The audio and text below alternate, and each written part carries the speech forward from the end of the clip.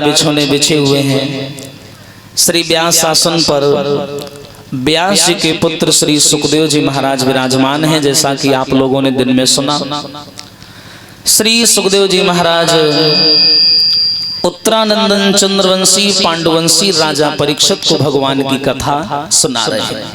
कौन परीक्षित? वही राजा परीक्षित जिन्हें ये श्राप लगा है कि आज के साप्ताहिक दिनवस दिन आपकी अकाल मृत्यु हो जाएगी। लेकिन कहते हैं अकाल मृत्यु वो मरता है जो कार्य चांडालों वाले करता है। हालांकि परीक्षित जी कलयुग के वशीभूत होकर के संत का अपमान किया, जानबूझ करके ऐसा कार्य नहीं किया। अगर जानबूझ करके ऐसा कार्य करते तो शायद श्री सुखदेव जी गंगा किनारे स्वयं आकर के उनको कथा नहीं सुनाते। क्योंकि संसार में वही व्यक्ति एक दूसरे का सहयोग करते हैं जो जानते हैं कि अगला आदमी सही है। उन्हें मालूम है कि परीक्षित जी निर्दोष हैं, इसीलिए सुखदेव जी गंगा किनारे आए और आकर के उनको हरिहर चर्चा सुनाने लगे श्री सुखदेव जी महाराज। और बोले, राजन भयभीत होने की आवश्यकता नहीं है। ये जो 7 दिन के मरने का श्राप तुम्हें लगा है ये कोई नई बात नहीं है। इन्हीं 7 दिनों में हमें भी मरना है और इन्हीं 7 दिनों में तुम्हें भी मरना। कोई 8वां दिन नहीं बना, इसलिए चिंता करने की आवश्यकता नहीं है। चिंता, चित्त और चिंतन ये एक ही व्याकरण की तीनों शैली हैं, पर इन तीनों में भेद है। चिंता बुरी चिता से है जो नर को निर्जीव बनाती है, मुर्दे को चिता जलाती है, चिंता जीवित को खाती है। चिंता ना करो, चित्त लगाओ भगवान के चरणों में। चित्त की परिभाषा क्या है? मन, बुद्धि, ध्यान। जब ये तीनों एक हो जाएं तो चित्त का निर्माण होता है। उस चित्त को लगाओ, चिंता मत करो। और आखिर चिंता करें क्यों? हरी चिंता करे भलाई हमारी, हरे सुमाया जंजाल की।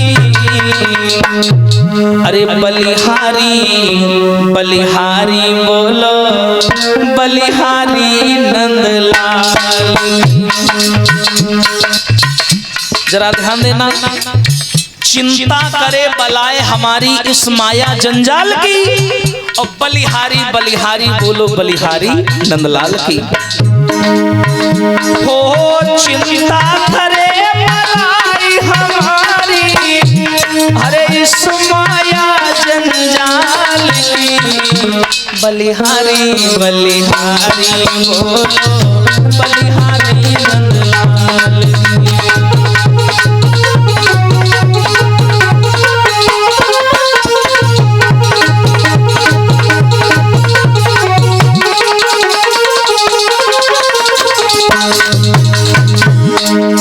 अब जरा इन शब्दों को समझिएगा।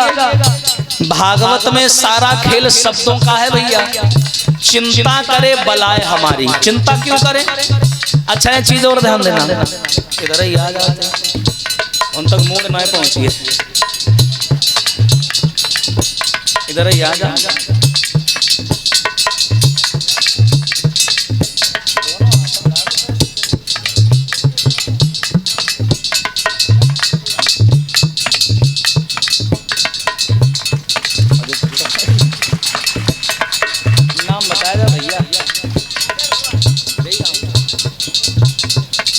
और ये सम्मानी भैया मुकेश कुमार इसी ग्राम के निवासी हैं। अल्ले यार तुम उल्टी डारे गए।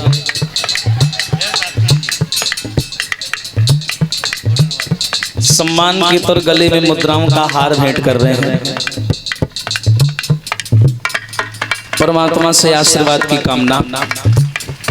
बताया है श्री सुखदेव जी ने क्या कि जब दांत न थे तब दूध दियो, अब दांत दियो तो अन्न भी दे हैं। कहते हैं ना, ये कवि लोग कहा करते थे पहले कहावत कि जब दांत न थे तो भगवान ने दूध दिया, अब दांत दियो तो अन्न भी दे हैं।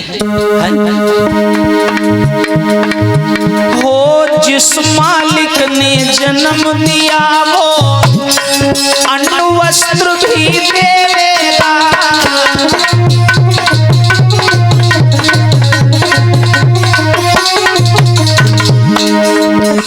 जिस मालिक ने जन्म दिया वो अन्न वस्त्र भी देवेगा। और सुनिए, रहने को एक छत देवेगा और खबर हमारी लेवेगा।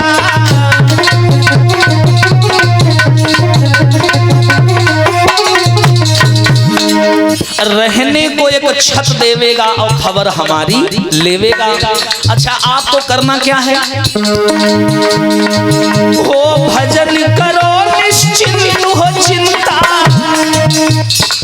भजन करो निश्चिंत हो चिंता। अरे छोड़ो रोटी दाल की, भजन करो निश्चिंत हो चिंता, छोड़ो रोटी दाल की।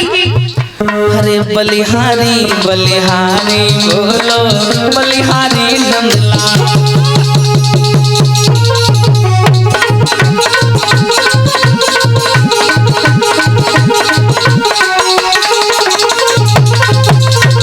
ऐसे ही नहीं, हरी चिंता करे भलाई हमारी, अरे इस माया जंजाल की। ले मान ले, बलिहारी बलिहारी बोलो बलिहारी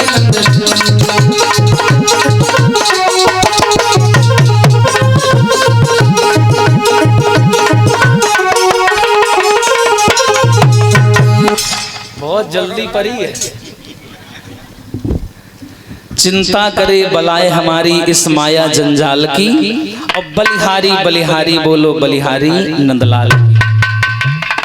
जिस मालिक ने जन्म दिया है वो अन्न वस्त्र भी देवेगा और रहने को एक छत देवेगा, खबर हमारी लेवेगा। इस मानव शरीर को अगर देखा जाए ना श्रोताओं, हम इतना अभिमान करते हैं, और अगर नजर दौड़ा के देखो ना तो मानव शरीर जो बनाया भगवान ने, इसकी पैकिंग बढ़िया है। पैकिंग, कभी शिवराम जी लिखते हैं कि इसकी पैकिंग बढ़िया है, अगर चेकिंग करो तो सब बेकार। कैसे? बाहर बाहर की देखो, लोगों को कहते हुए सुना होगा आप लोगों ने कि देखो फलाने की नाक कितनी सुंदर है, सुना होगा ना? कहते हैं देखो फलाने की नाक कितनी सुंदर है, और उत्ते खन्ने करे पड़े, अगर उत्ते ही खन्ने करे पड़े तो का अच्छी लगेगी? नहीं लगेगी। तब तुम यही कहोगे यार जाओ जल्दी साफ करके जाओ, नहाए रहे ठाड़े ठाड़े। हाँ हाँ, लोग कहते हैं देखो फलाने की आंखें कितनी देखो सुबह जैसी हैं, हाँ कितनी सुंदर है। और सुबह सुबह आदमी सो के जगता है तो आंखों से क्या निकलता है? कीचड़ कीचड़। हाँ, तब कहोगे सुंदर है। 10 दरवाजे हैं भैया, और इन 10 दरवाजों में कोई भी अंग मानव देह में ऐसा नहीं है जो भैया मल और मूत्र से भरा न हो। फिर काहे को अभिमान करें हम, बताओ? हर जगह गंदगी भरी पड़ी है। बुंदेलखंड कभी जाना? बुंदेलखंड के जो लोग हैं वहां एक गीत गाया करते हैं मानव शरीर के ऊपर। मैं भाषा आप लोगों को समझाऊंगा क्योंकि वहां की लैंग्वेज अलग है। बुंदेलखंड के लोग गीत गाते हैं मानव शरीर के ऊपर। हम तो कई बार हुए हैं। क्या कि बनाए दई मेरे कारीगर ने, और कैसी सुंदर बखरी। अच्छा, बखरी शब्द जानते हो? बखरी जो पुराने मकान होते हैं उनको बखरी बोला जाता है। बोला जाता है, कहते हैं लला बखरी में चले जा भूसा निकाल ला, बखरी। हाँ हाँ, वैसे ही मानव शरीर को बोला गया। ये बखरी शब्द बुंदेलखंडी है। बनाए दई मेरे कारीगर ने, कैसी सुंदर बखरी। बनाए दई मेरे कारीगर। और सुनिए कैसी बनी? अरे जा बखरी में 10 दरवाजे, 5 गुणन से जकड़ी। 10 दरवाजे सब जानते हैं, और 5 गुणन से जकड़ी। जकड़ी मतलब पकड़ लेना। और 5 गुण कौन से हैं? छित जल पावक गगन समीरा, और 5 तत्व मिल बना शरीरा। 5 गुण। और सुनिए, अरे 5 तत्व से बनी है दहिया, 3 गुणन सो जकड़ी। अब 3 गुण और है हमारे शरीर में। कौन? आपने हिंदी साहित्य में सुना होगा रजोगुण, सतोगुण, तमोगुण, और इसी चीज को साइंस में बोला जाता है इलेक्ट्रॉन, न्यूट्रॉन, प्रोटॉन, 100 ग्राम 250 ग्राम बोला जाता है ना, इसी चीज को बोला जाता है रजोगुण, तमोगुण, सतोगुण। ये 3 गुण मानव के शरीर में होते हैं। हाँ भैया, अरे जा बखरी में 10 दरवाजा, 3 गुणन सो जकड़ी, बनाए गई मेरे कारीगर ने ऐसी सुंदर बखरी।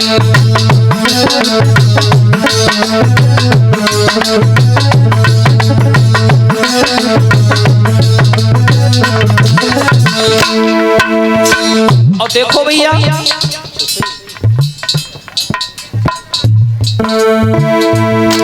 और बखरी ऐसी अजब बनी, जम ईंट लगी ना लकड़ी। कैसा शरीर भगवान ने बनाया, और ये शरीर हल्के मत लेना भैया। आज मैं मानव शरीर की व्याख्या करूंगा, कवि शिवराम पांडे जी करते हैं अपनी कवितावली में व्याख्या, फर्स्ट ईयर में आती है शरीर की व्याख्या, सुनिएगा। अरे बखरी ऐसी अजब बनी, जम ईंट लगी ना लकड़ी, बनाए गई मेरे कारीगर ने कैसी सुंदर बखरी।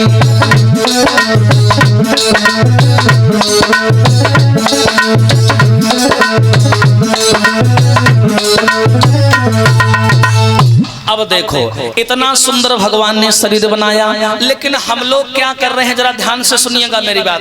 अध्यात्म को छोड़ करके साइंस को अपना रहे हैं। ध्यान से सुनिएगा, विरोध नहीं कर रहा हूं, जबकि सब कुछ साइंस से ही हो रहा है। अब ये भी बोल रहे हैं तो उसी की देन है ना। लेकिन एक समस्या है कि जहां अध्यात्म का जुड़ाव होना चाहिए वहां अध्यात्म का जुड़ाव नहीं है, वहां साइंस भारी पड़ रही हम लोगों पर। कैसे? अब देखो, जैसे भगवान ने सुंदर शरीर बनाया, ठीक है। कभी रेलवे स्टेशन पर जाना तो देखना एक मशीन लगी रहती है, उसमें बेल्ट का पट्टा जैसा घूमता रहता है। वो क्या करती है, सामान की चेकिंग करती है। वहां अपना बैग रख दो और वो पट्टे से बैग ऐसे ऐसे घूमता हुआ निकल जाएगा उस तरफ। अगर उसमें कोई गलत चीज होगी तो वहां अलार्म लगा होता है, बजने लगता है ना। वो बता देती है कि इसमें कोई गलत चीज है, आदमी पकड़ लिया जाता है। उसी प्रकार ये शरीर भी है, ये भी पल पल की सूचना देता है कि तुम गलत कर रहे हो, लेकिन हम मानते नहीं है। कैसे? सामने भोजन की थाली रखी है। अब देखो हमारा शरीर कैसे काम करता है। सबसे पहले काम शुरू होता है किसका? हाथों का। ध्यान से सुनिएगा, सबसे पहला काम हाथों का। हाथ भोजन को छुएंगे, बताएंगे कि ठंडा है कि गरम। बहुत बेचारे ऐसे बूढ़े आदमी होते हैं, जाते हैं गेस्ट हाउस में शादी वगैरह में, गरम गरम खीर चम्मच से खाए ले। अब का चम्मच तुम्हें बताइए कि ठंडी है गरम है, और कहा जो मुंह में खाते एक आध बचे वो तो बाहर हो जाते। याद है तुम्हें अपनी वाली? हाँ, और चम्मच तो बताएगा कि नहीं खीर ठंडी है गरम है। और इसीलिए हाथ, यहाँ अध्यात्म आ गया। हाथ, अगर हाथ से खीर खाते तो पता चल जाता खीर ठंडी है या गरम, हाथ बता देते। तो सबसे पहले काम शुरू होता है हाथों का। हाथ जाते हैं, छूते हैं भोजन को, ठंडा है गरम, ठीक है। कौरा उठाया और उठाने के बाद में मुंह के पास में लाए, तो फिर किसका काम शुरू होता है? नासिका, नाक महारानी। हाँ, नासिका का काम शुरू होता है। नाक उस भोजन को सूंघती है कि भोजन अच्छा है या फिर खराब है। अगर कौरा से बदबू आएगी तो क्या मुंह में जाएगा? नहीं जाएगा, आप रख दोगे, है ना। तो नासिका बताती है कि खुशबू बढ़िया है तो खाओगे, अगर खुशबू खराब आएगी तो नहीं खाओगे। उसके बाद मुंह में भोजन जाता है, और मुंह में जाने के बाद डायरेक्ट पेट में नहीं जाता। मुंह में भगवान ने लगा रखी है 32 दांतों वाली चकिया। क्यों? क्योंकि अंदर के पेट के पुर्जा होते हैं कमजोर, आते पाते, किडनी, गुर्दा, फेफड़ा। भगवान को पता है कि आजकल खाद वाला सिस्टम चल गया है। बाई चांस आटा में ईंटा, पत्थरा, बजरी, कोई छोटी मोटी कंकड़ चला गया है ना, अब अगर भोजन के द्वारा पेट में चला गया तो दिक्कत करेगा।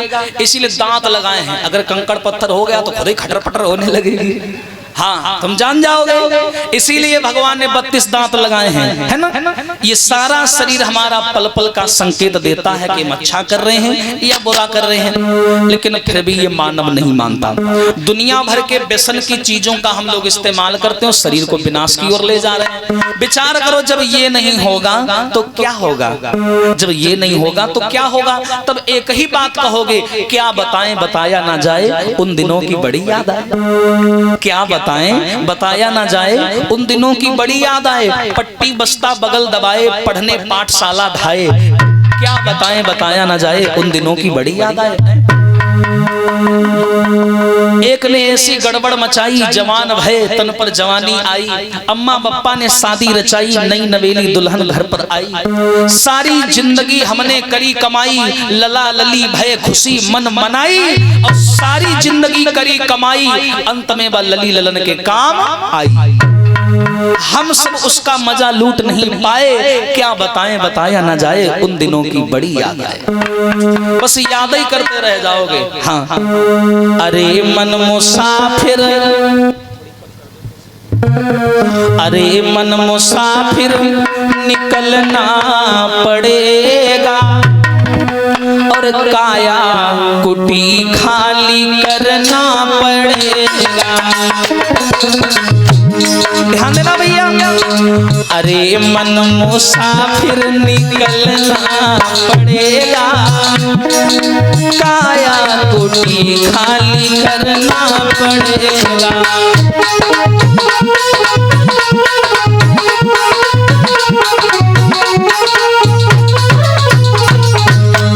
कैसे? हो चमड़े के कमरे को तू क्या संभाले, चमड़े के कमरे को। अब देखा जाए संसार में तो दुनिया में प्रेम प्यार मोहब्बत सम्मान जो भी है ना, सब खाल का है, खाल का, चमड़ी का। अगर ये खाल उतार के सामने खड़ा किया जाए और कहा जाए चलो प्रेम करो, करो करोगे? कहिए तो खराब लग रहा देखे हुए। हाँ, चमड़ी का कमरा हो, चमड़े के कमरे को तू क्या संभाले। हाँ, और किसी दिन तुझे घर का मालिक निकाले।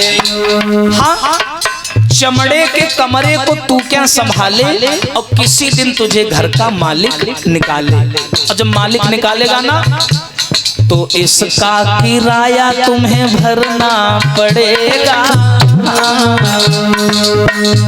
तब इसका किराया तुम्हें भरना पड़ेगा, हर काया कुटी खाली करना पड़ेगा।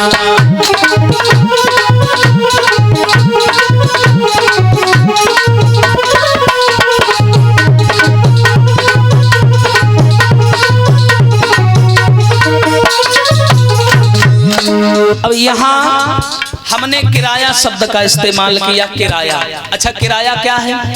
किराया कोई पैसा नहीं देना भगवान को, हमारे अच्छे किए गए कर्म और धर्म के लिए निकाला गया समय ही हमारा किराया है। ध्यान रखना, यही किराया मांगा जाएगा। और दूसरी बात, आएगा नोटिस। नोटिस आते हैं आदमी के पास में, भगवान खबर भेजते हैं कि बेटा सावधान हो जाओ। कैसे? पहली खबर, अगर भगवान तुम्हें बुला रहे हैं तो समझो पहला संदेशा है आदमी के बाल सफेद हो जाते हैं। अब तो भैया जवानी में ही हो जाते हैं। हाँ, आदमी के बाल सफेद हो जाते हैं। लेकिन आज का आदमी भगवान को चैलेंज करता है कि तुम्हारी हिम्मत हो तो बुढ़ा बना के देखो। भगवान ने पहला बुलावा भेजा, सर के बाल सफेद हो गए कायमगंज 15 रुपए फिर करिया, और टाइम कहाँ लगने। भगवान ने दूसरा बुलावा भेजा, मुंह के दांत चले गए मेडिकल स्टोर क्लिनिक 32 आर्टिफिशियल लगवाए। अरे आएगा नोटिस जमानत ना होगी, और पल्ले में अगर कुछ अमानत ना होगी। आएगा नोटिस जमानत ना होगी, और पल्ले में अगर कुछ अमानत ना होगी। तुम कितने भी कांड किए बैठे हो, जेब दमदार हो, कोर्ट में जमानत हो जाएगी। और कितने के हो, अगर पैसा नहीं है तो लला आफत है जी। जेब में पैसा हो, चाहे कोर्ट का मामला हो, चाहे जमानत का मामला हो, चाहे पुलिस का मामला हो, सब अपने हाथ में है। और जेब में पैसा नहीं है तो कितने सीधे बने रहो, जाओगे तो नहीं अंदर। हाँ? अरे आएगा नोटिस जमानत ना होगी, और पल्ले में अगर कुछ अमानत ना होगी, तब हो करके कैद तुम्हें जाना पड़ेगा। हाँ, तब हो करके कैद तुम्हें जाना पड़ेगा, और काया कुटी खाली करना पड़ेगा।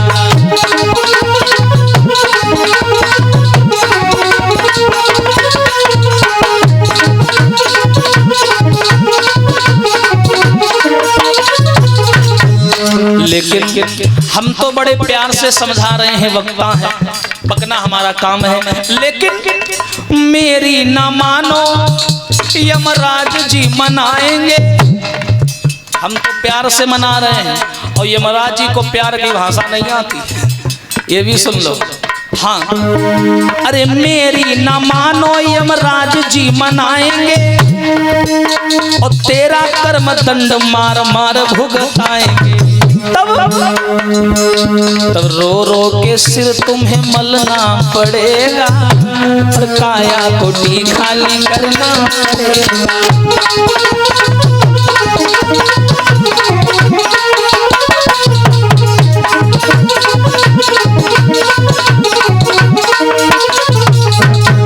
अरे मन मुसाफिर निकलना पड़ेगा, और काया कुटी खाली करना पड़ेगा। बोलिए सच्चिदानंद भगवान की।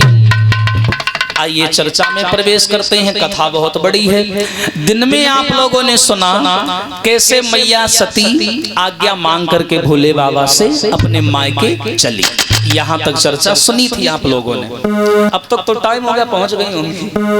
हाँ, तो जैसे ही मैया सती चली तो भोले बाबा ने क्या किया, 2 गढ़ अपने इनके साथ में भेज दिए। बोले जाना, माता की सुरक्षा में लगे रहना। हाय, जैसे मैया सती अपनी बहनों के यहाँ आई, अपने मायके में आई, तो इनकी जो बड़ी वाली बहनें थी वो बड़े बड़े घरों में ब्याही थी, पैसे वाली थी। तो जैसे ही सती जी की बड़ी बहनों ने सती को आता हुआ देखा तो आपस में बात करने लगी। बोली देखो बहन, वो आ गई बिना बुलाए। एक बोली आई थी तो कम से कम ढंग के कपड़ा पहन के चली आती, चली आई मुंह उठा के नाक कटवाने हम लोगों की। ऐसी ऐसी बातें करने लगी, पर मैया सती ने किसी को भी पलट के जवाब नहीं दिया। सुन लिया, दिक्कत हुई, परेशानी हुई, बातों का बुरा भी लगा, पर उत्तर नहीं दिया। वहां से आगे बढ़ी, सारी बहनों ने सम्मान नहीं किया, उल्टा सीधा बोलने लगी कि बिना बुलाए आई है। जैसी सती आगे बढ़ी तो सती की माँ मिल गई। माँ, संसार में सबके दिल बदल जाते हैं पर माँ का दिल कभी नहीं बदलता।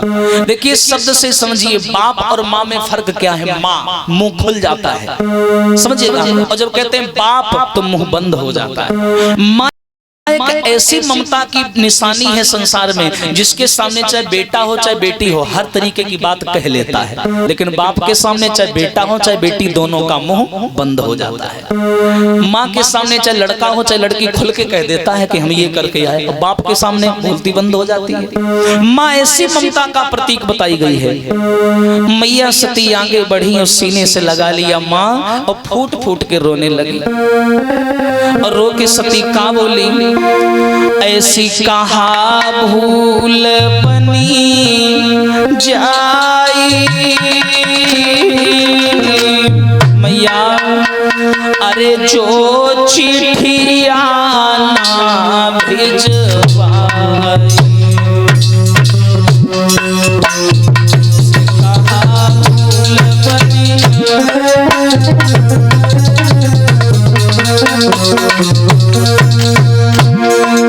रोने लगी सती मैया। ऐसी कहा भूल बन जाई मैया, अरे जो चिट्ठिया ना पठवाई मैया,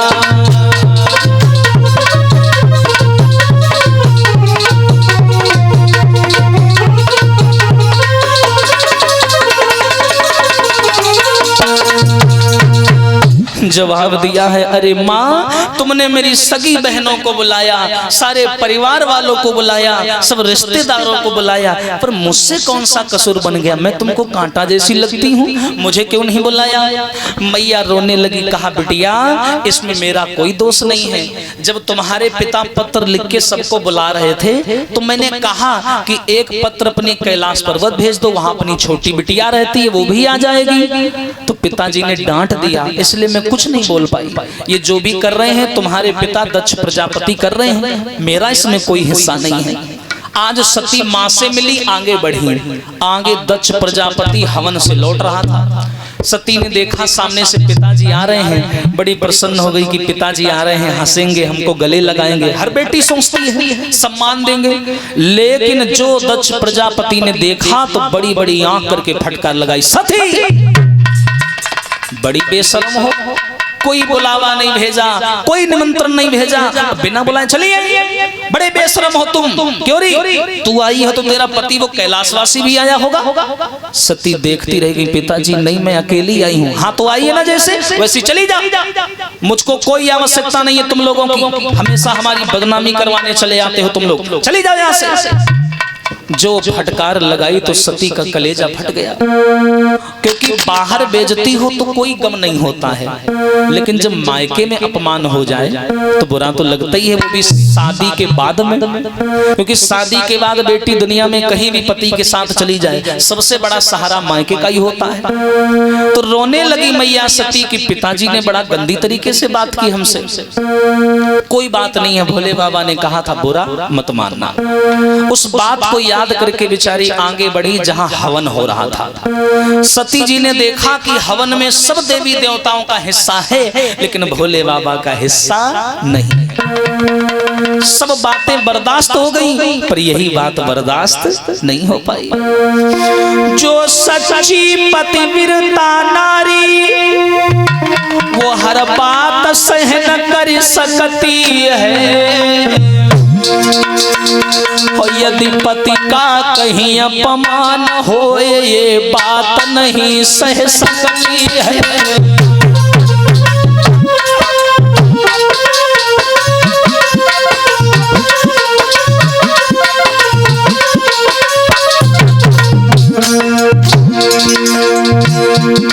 जो सच्ची पतिव्रता नारी हर बात सहन कर सकती है, यदि पति का कहूँ अपमान होए ये बात नहीं सह सकती है।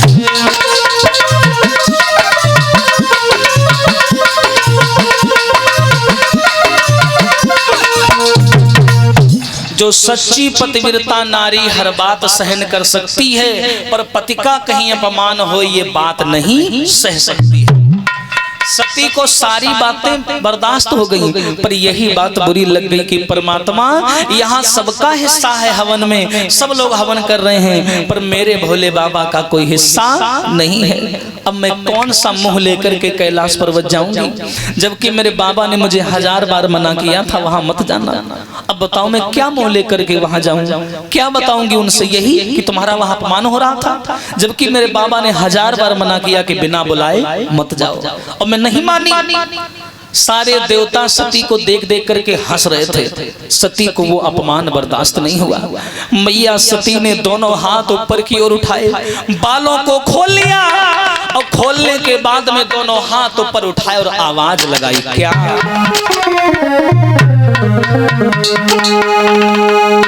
हे अग्नि देव, हे पवन देव, और हे सूर्य देव साक्षी रहियो, यदि पहुंच सको मेरे भोला से और मेरो संदेशा कहियो।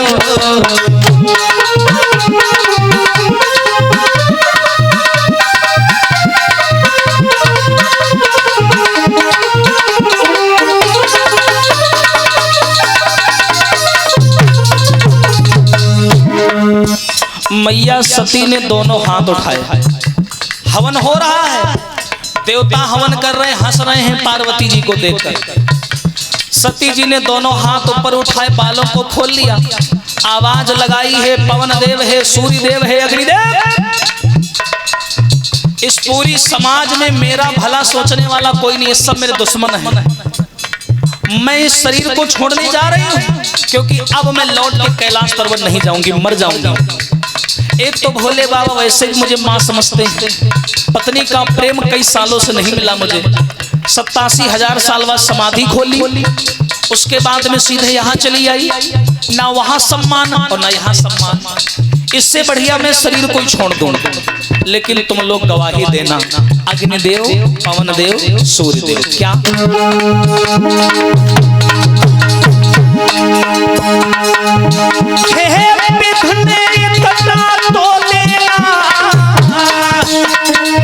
और ये सती सती पर जाती है, बाप के कुटिल अन्यायों पर और बिटिया बलिदान चढ़ाती है।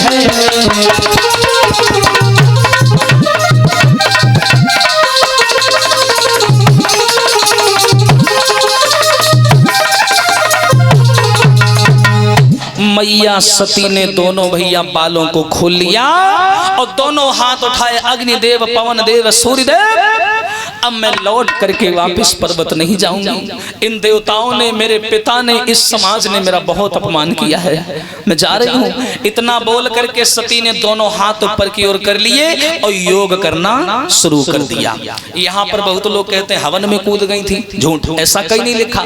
हाँ, तुरंत इन्होंने पैर के अंगूठे से अग्नि को निकाला और पैर, इनके स्वयं के पैर से आग निकली। जब योगत्व को धारण किया है शरीर को, तो पैर के अंगूठे से आग निकली और वहीं पर खड़े खड़े सती जी का शरीर जलने लगा। जब जलने लगा तो देवताओं में भगदड़ पड़ गई, बोले भैया अब भोले बाबा नहीं छोड़ेंगे। डर गए, सब तितर बितर हो गए, भागने लगे। जो गढ़ दो भोले बाबा ने भेजे थे वो दोनों सामान उठा उठा के फेंकने लगे, मारपीट करने लगे। तो वहां एक भृगु महात्मा थे, भृगु जी ने क्या किया, दोनों गढ़ों को मारपीट करके भगा दिया। दोनों बेचारे रोते रोते कैलाश पर्वत पर आए। भोले बाबा ने पूछ दिया, क्यों रे, तुम्हारे साथ में गई थी सती जी, वो कहाँ रह गई? तो दोनों गढ़ रोक करके बोले, बाबा दक्ष प्रजापति ने बहुत अपमान किया, सगी बहनों ने अपमान किया, सारा कुछ तो मैया ने बर्दाश्त कर लिया, पर जब हवन में आपका हिस्सा नहीं देखा तो ये बात मैया से बर्दाश्त नहीं हुई। फिर क्या हुआ क्या? हवन के नजदीक खड़ी होकर के योग के द्वारा अग्नि को प्रकट करके मैया ने अपने शरीर को भस्म कर डाला। कहते हैं जब इंसान कोई हमारी जिंदगी में होता है तब हमें उसके होने का एहसास नहीं होता, जब वो चला जाता है तब हमें उसके ना होने की कीमत का पता चलता है। तो जब तक सती जी थी भोले बाबा माँ का दर्जा दिए थे, जब चली गई तब उनको पुराना प्रेम याद आने लगा कि हाय मैंने कितना उनको सताया। क्रोध में आ गए भोले बाबा और जटाओं को निकाला और कहा, ससुर साहब अब मैं तुम्हें नहीं छोड़ूंगा। जटाओं को निकाला और क्या किया, अरे तब जटाधर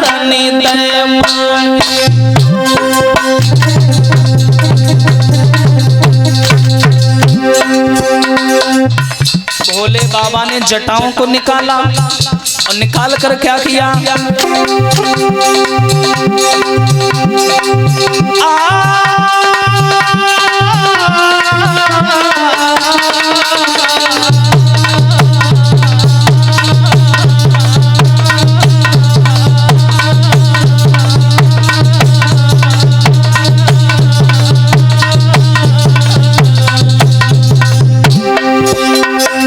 भोले बाबा ने जटाओं को निकाला और क्या किया, अरे तब जटाधर निदय मारी, अरे प्रगटो वीर भद्र बलधारी।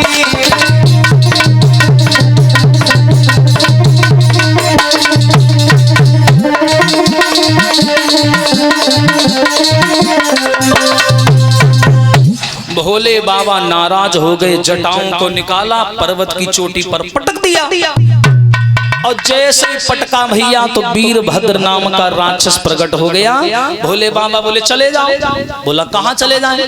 भोले बाबा बोले कहीं नहीं, ससुराल हमारी चले जाओ। और कहा ससुर साहब का दिमाग ज्यादा खराब है, उन्हें सही करे आओ। अब भैया वीरभद्र नाम का लंबा चौड़ा दैत्य चला वहां से। भृगु बेचारे दरवाजे पर खड़े थे, छाती चौड़ी की है, और दैत्य आदमी उसको प्रेम की भाषा कहाँ आती, तो पौवक ने सम्राट हमेशा। हाँ, जैसे ही जॉन पहुंचो, भोले बाबा का चेला नशे में तो रहेगा ही आखिर। हाँ, भोला के चेला कभी फ्रेश मूड में नहीं रहते थे।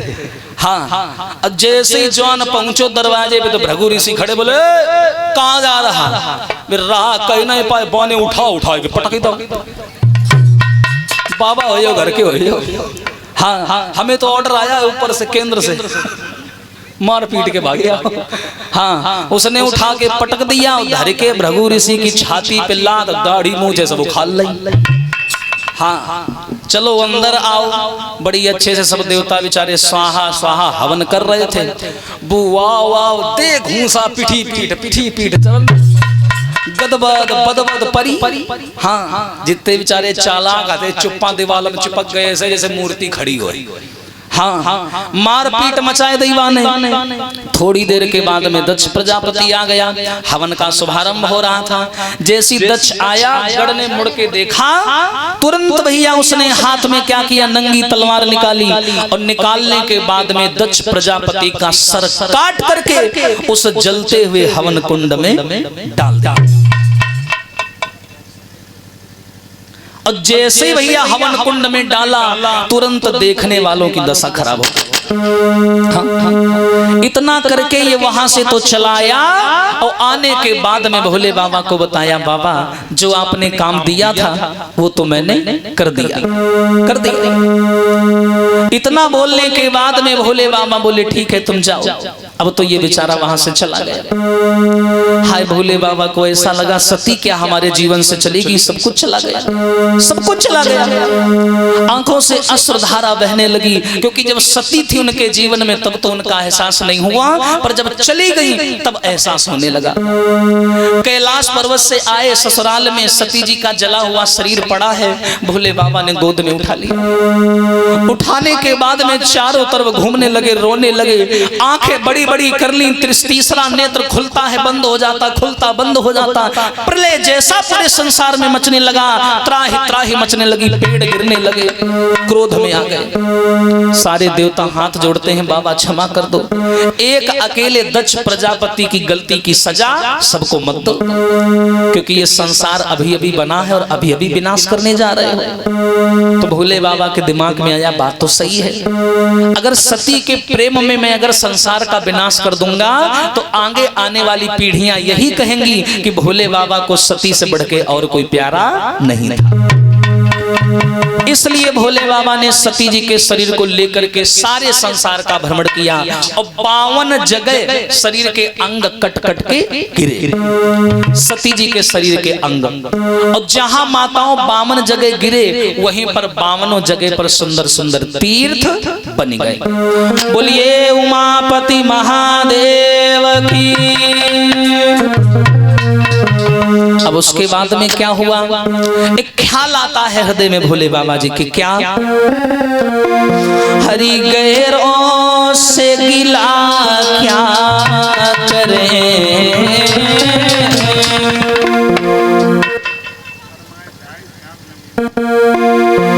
हरि गैरों से गिला क्या करें, और जब अपने बदल गए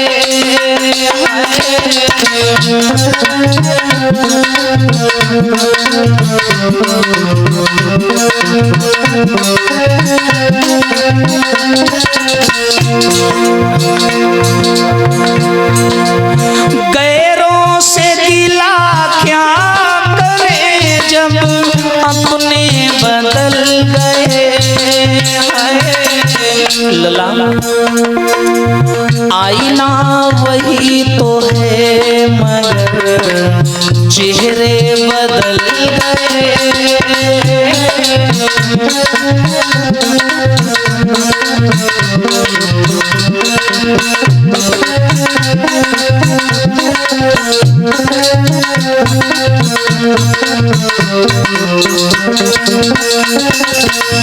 और सुनिए भैया, भोले बाबा बोले मैं दूसरों को क्या बोलूं, यहाँ तो हमारे परिवार वालों ने हमारे साथ में गलत किया। जिस सती ने कभी मायके में किसी को अभद्र टिप्पणियां ना की हो, उन्हीं मायके वालों ने सती जी को किस अंजाम तक पहुंचा दिया। हाँ,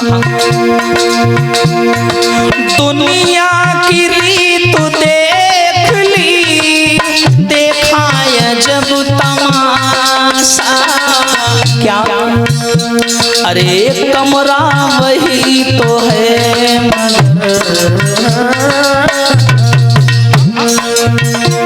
अरे कमरा वही तो है मगर मुसाफिर बदल गए।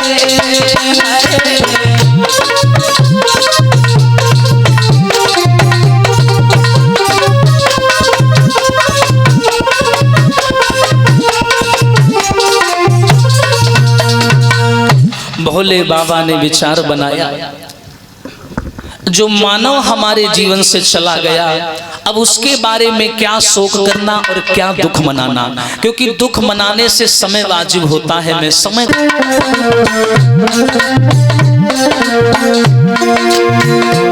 अरे श्याम नगीनावती जाते, नथुनी में चढ़ाते, मुंदरी में चढ़ाते।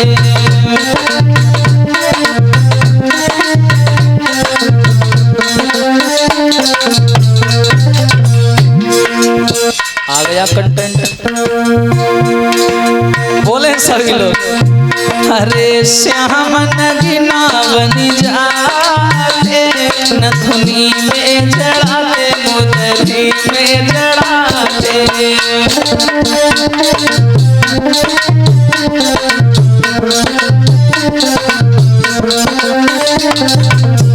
और अरे तुम बेलाम बनती चमेली,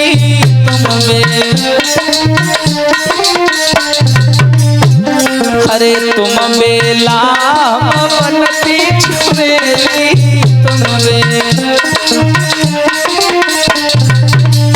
और अरे बागन में मिल जाते, नथुनी में चढ़ाते, मुंदरी में चढ़ाते।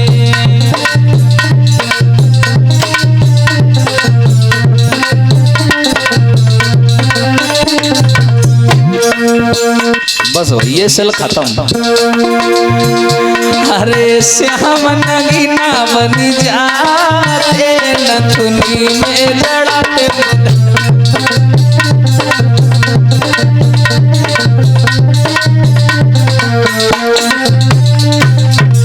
और अरे तुम चंदाम बनती चकोरी, तुम चंद अरे तुम चंदाम बनती चकोरी, तुम चंद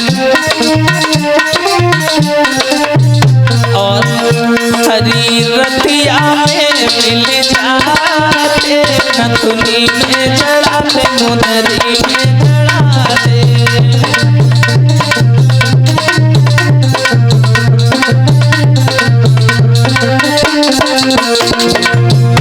अरे श्याम नगीना बन जाते, मुंदरी में चढ़ाते, नथुनी में चढ़ाते।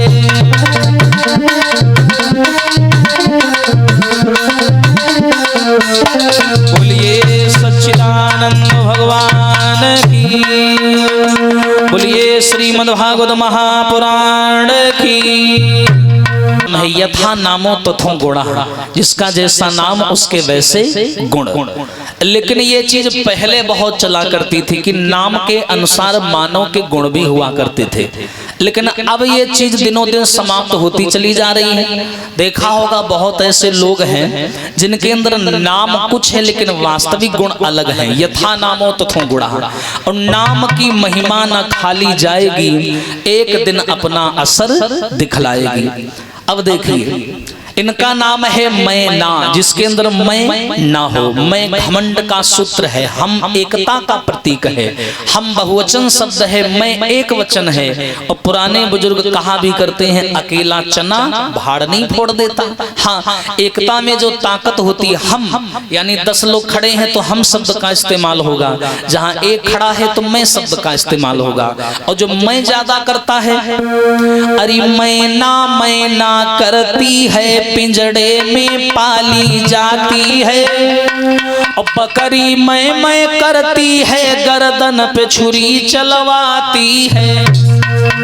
मैना कहती है मैना, और बकरी मैं। सवेरे मैं संजा को है। हाँ, तो मैं करने वालों की यही दशा होती है। मैं घमंड का सूत्र है, लेकिन माँ का नाम है मैना। इन्हीं मैना मैया के घर में आकर के माता सती जी ने पार्वती के रूप में दूसरा जन्म लिया। अब जैसे ही जन्म लिया, तुरंत दैव गति से देव ऋषि नारद वहां पर आ गए। और जैसे ही नारद जी आए, तुरंत राजा हिमांचल ने कन्या को लिया और नारद की गोद में डाल दिया। और एक प्रश्न कर दिया, महाराज अहो भाग्य हमारे, जो ऐसे सुअवसर पर आप पधारे। घर में कन्या ने जन्म लिया है, कन्या के भविष्य के बारे में थोड़ा हमें बता दीजिए। नारद बोले हाँ हाँ, क्यों नहीं। गोद में कन्या पड़ी, कन्या का चेहरा देखा, नारद प्रसन्न हो गए। नारद की प्रसन्नता को देख करके राजा रानी भी खुश हो गए कि कोई अच्छी सूचना देंगे। तो क्या बोले नारद, हे हिमांचल, कि नारद बोले गिरिराज भक्त, और ये कन्या नहीं भवानी है।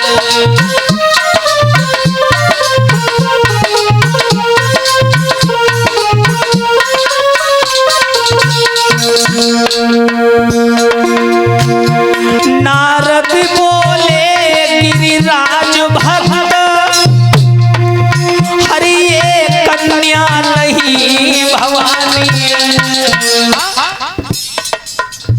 और त्रैलोक की पूज्य वर पाएगी, भोले बाबा की निशानी है।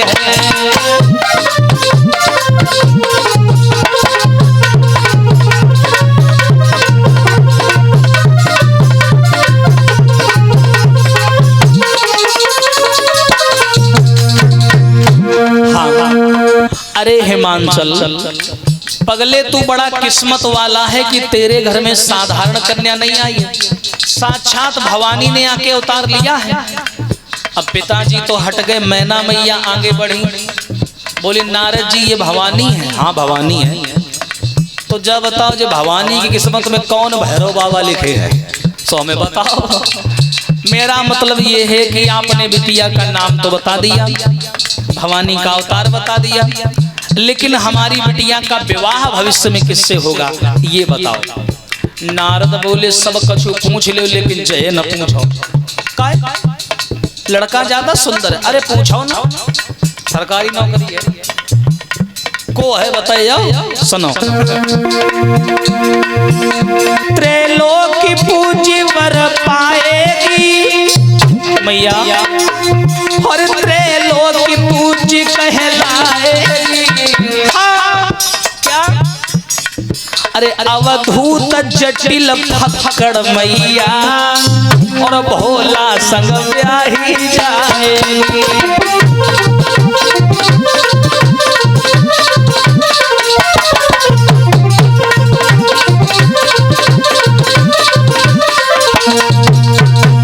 अब देखो जवाब दिया मैया, अवधूत जटिल फक्कड़ मैया, भोला संग ब्याही जाएगी। आपकी कन्या का विवाह भोले बाबा से होगा। मैना मैया बोली कौन भोला? अच्छा सरकारी नौकरी लगी है, पैसा वालों है? हाँ बहुत पैसा वाले हैं। कौन वाले भोला? अरे ये कैलाश पर्वत वाले भोले बाबा, हाँ जो गले में नाग डाले रहते हैं, डमरू बचाते हैं। हाय जो उनको नाम सुनो। मैना मैया बोली कहाँ मुटु करा? बोले हाँ वही। हाय मैना मैया दुखी हो गई, क्या कह रहे तुम? दौड़ के आई, जो बिटिया गोद में पड़ी है, मैया ने बिटिया का हाथ उठाया, ऐसे साफ करने लगी। हो सकता एक दो रेखा इधर उधर हो गई हो। हाँ ऐसे पूछन लगी, बाबा अब की देखो, अब गड़बड़ है कुछ, देखो अब की देखो। कैसे, ऐसा कैसे हो सकता है? हमारी फूल जैसी बिटिया और काम मुंह में दांत नहीं, पेट में आता नहीं, चलो जाता नहीं, हाथ बढ़िया देख ले। हाँ वो नारद जी, तो बताओ कैसे शादी हो जाएगी? आप झूठ बोल रहे हैं, ढंग से देखो। नारद बोले, मैया मैं सत्य बता रहा हूँ, और तुम्हें पता है ये अपनी मर्जी से जाएंगी, वो लेने नहीं आएंगे, अपनी मर्जी से। ये जन्म जन्म से भोले बाबा की पुजारन और प्रेमिका रहती आई हैं, और हमेशा से उनको वर्ण ही करती आई हैं, इसलिए वो शादी करेंगी तो उनसे ही करेंगे। और तुमसे वो कह रहे हैं मैना मैया, जब ये बड़ी हो जाए 14-15 साल की, तो इनको तपस्या करने जंगल में भेज देना। हाँ ने हमने कई भवानी है, अब बनी गई आधी रात तो भवानी, तो समझ लिए तो फिंगर मोमोज के ना खाइए। हाँ समझ गए, तो ध्यान रखना इस चीज को। और इतना बोल करके नारद वहां से चले गए, लेकिन राजा और रानी को चिंता हो गई कि हमारी तनी फूल जैसी बिटिया, और बताओ उनके भोला के साथ में विवाह होगा, कैसे होगा? लेकिन भैया संसार में विधि का लिखा कोई नहीं मेट सकता, लेकिन अकेले भोले बाबा ऐसे हैं, भावी हूं मेट सखई त्रिपुरारी। अकेले भोले बाबा ऐसे हैं जो विधाता का लेख भी मेट सकते हैं। हाँ अकेले भोले बाबा। तो एकदम से मैना मैया दुखी हो गई, बोली करें तो करें का कुछ समझ नहीं आ रहा है। लेकिन मैना मैया एक चीज भूल गई श्रोताओं, जानते कौन सी चीज? कि संसार में कब तुच्छ चीज बड़ी बन जाए ये किसी को नहीं मालूम, और कब बड़ी चीज तुच्छ बन जाए ये भी किसी को नहीं मालूम। इसलिए कवि लिखता है, कवि शिवराम पांडे जी कहते हैं क्या, अरे कहां से आए कैसे आए, ध्यान देना आप लोग। अरे कहां से आए कैसे आए, और किसी को ये मालूम नहीं। अरे कौन बूंद मोती बन जाए, मेघों को मालूम नहीं। हाँ मेघों को मालूम नहीं। थोड़ा साहित्यिक चर्चा कर रहा हूं मैं। अरे कहां से आए कैसे आए, किसी को ये मालूम नहीं। अरे कौन बूंद मोती बन जाए, अरे मेघों को मालूम नहीं।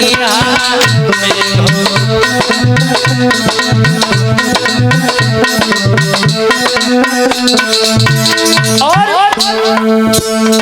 अरे कौन कली पहले खिल जाए, ये वृक्षों को मालूम नहीं।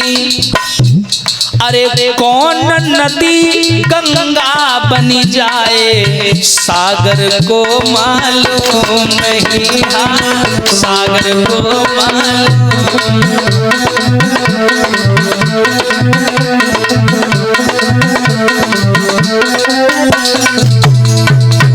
बड़ी सुंदर साहित्यिक चर्चा है कि कौन कली पहले खिल जाए ये वृक्षों को मालूम नहीं, और कौन नदी गंगा बन जाए सागर को मालूम नहीं।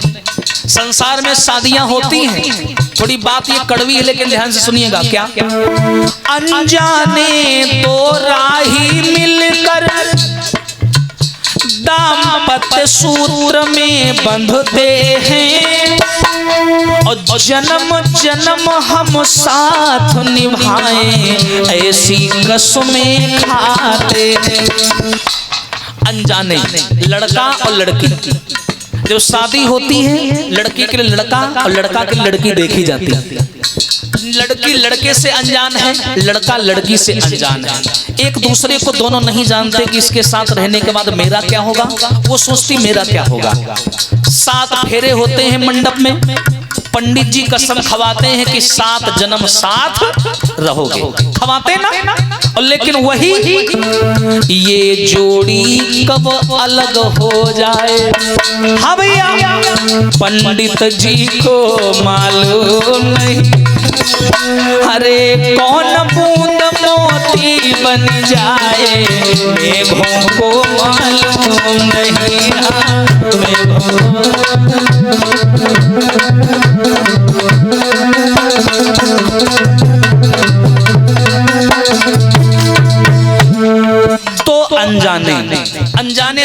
मिलकर दाम्पत्य, दाम्पत्य का मतलब होता है गठबंधन, शादी। और सुनिए, प्रातः काल होते ही पंछी दाना चुनने चल देते हैं और छोड़ घोंसले में बच्चों को जीवन की नैया खेते हैं। पक्षी कौन है? हम और आप लोग। सवेरा होता है, घर में अपने बीवी बाल बच्चे छोड़ के आदमी कमाने जाता है बाहर, लेकिन अरे परदेश में क्या हो जाए घर बच्चन को मालूम नहीं। पिता तो गया कमाने, घर में बच्चे इस आस में हैं कि शाम को पिता आएगा कुछ लेकर आएगा, लेकिन क्या मालूम परदेश में क्या हो जाए। हाँ भैया, बच्चन को मालूम नहीं। अरे कौन नदी गंगा बन जाए सागर को मालूम नहीं। हाँ, सागर को मालूम।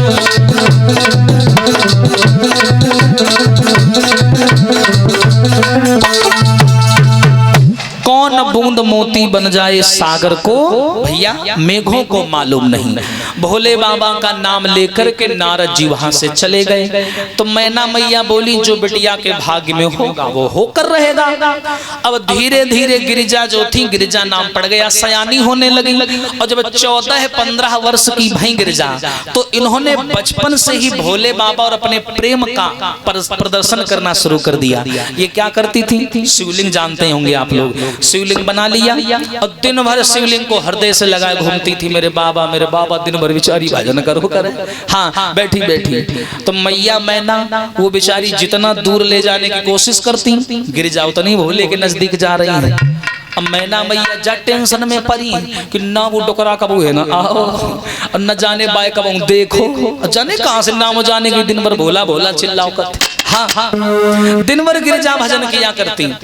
एक दिन मैना मैया पास में आई, बोली लली एक बात पूछें का? अब तुम बड़ी हो गई हो, सियानी कन्या को घर में रखने से माँ बाप को पाप लगता है, तुम्हारी शादी होगी। अब देखो हम तुम्हारी माँ है तो माँ से कोई बात छुपाई नहीं जाती। तुम ये बताओ तुम किससे शादी करोगी? है कोई तुम्हारी नजर में? मैया कह नहीं पाई, उनके मोह में नाम धरो तो। हाँ हाँ, हाल ही बोली परी का बोला बोला बम बोला बम बोला, हम उनते ही शादी करें। मैना मैया नाग बम भोले बम भोले बम भोले, मैंने कहा देखो बम भोला बम भोला बम भोला लगाया। अरे वो बूढ़ा है।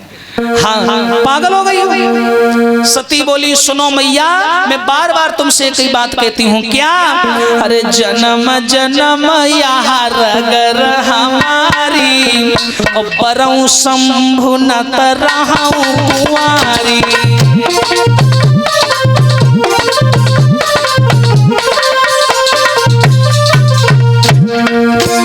हरे जन्म जन्म यहाँ रगर हमारी परऊं शंभु न तरहूं कुंवारी।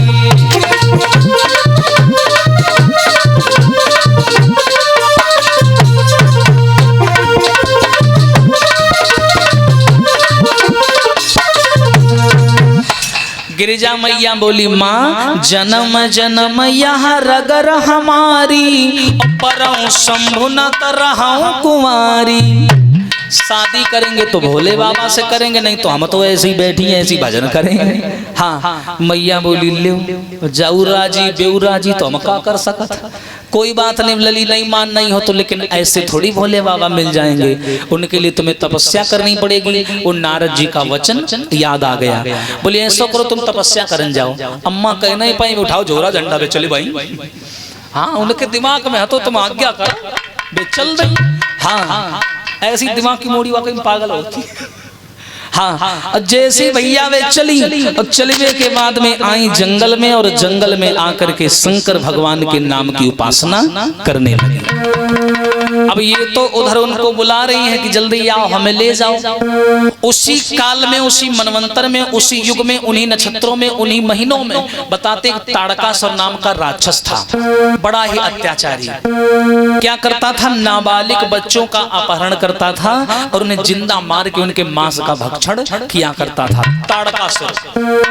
सारे देवता परेशान, बोले भैया ये मरेगा कैसे? तो ब्रह्मा जी बोले इसको वही मार पाएगा जो भोले बाबा के अंश से पैदा हुआ होगा, वही इसको मार सकता है, नहीं तो कोई दूसरा नहीं मार पाएगा।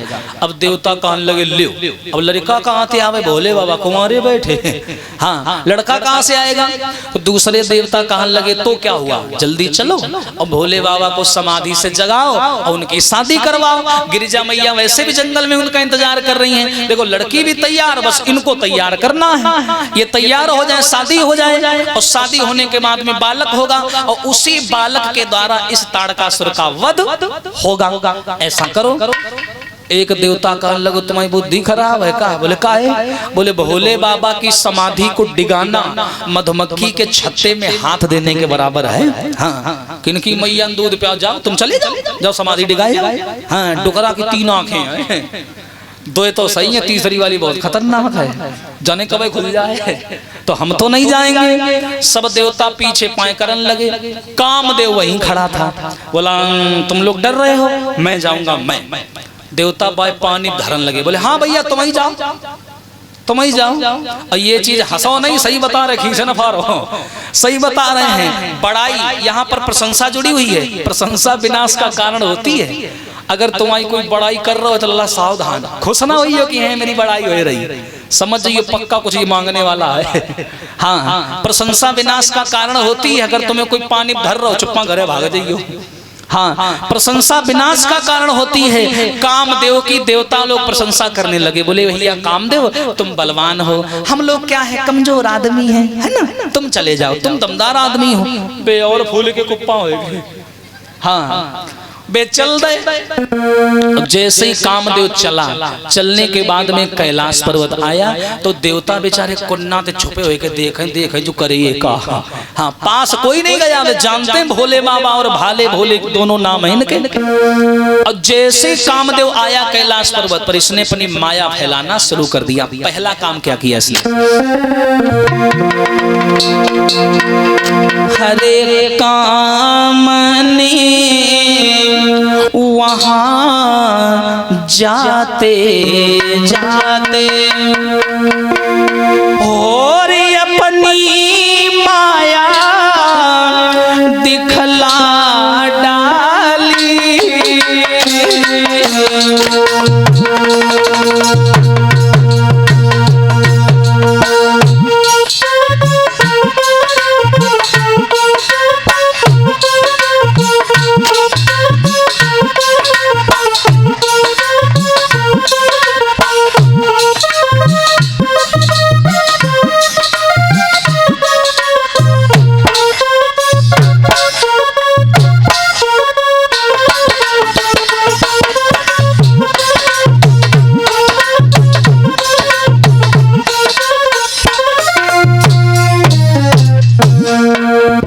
कामदेव चला, कैलाश पर्वत पर आया और इसने वहां आने के बाद पहला काम किया, वातावरण में बदलाव किया। सुंदर सुंदर फूल खिलाए ताकि उन फूलों की खुशबू से भोले बाबा का चित्त डगमगा जाए और उनके नेत्र खुल जाए। लेकिन भोले बाबा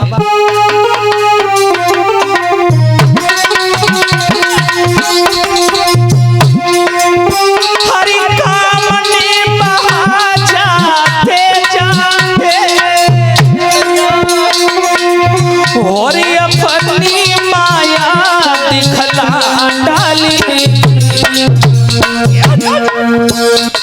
बिहार में उपवन खिला दिया और ग्रीष्म की बसंत बना डाली।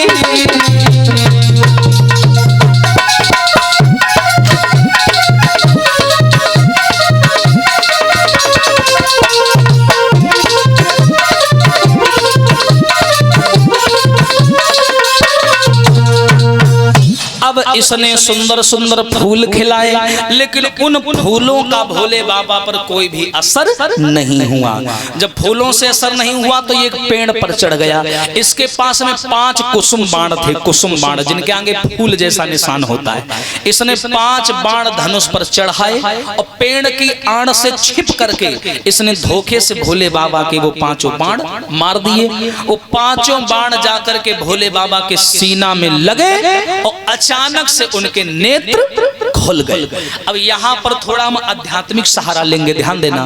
जब कोई आदमी ध्यान में होता है, जब कोई आदमी सोता है, तो ध्यान में और सोना इन दोनों क्रियाओं का भाव एक होता है। ध्यान रखना, सोना और ध्यान में आदमी अगर गहरी नींद में है और आदमी अगर गहरे ध्यान में है तो इनसे जो भावात्मक शैली निकलेगी वो एक जैसी होगी। कैसे?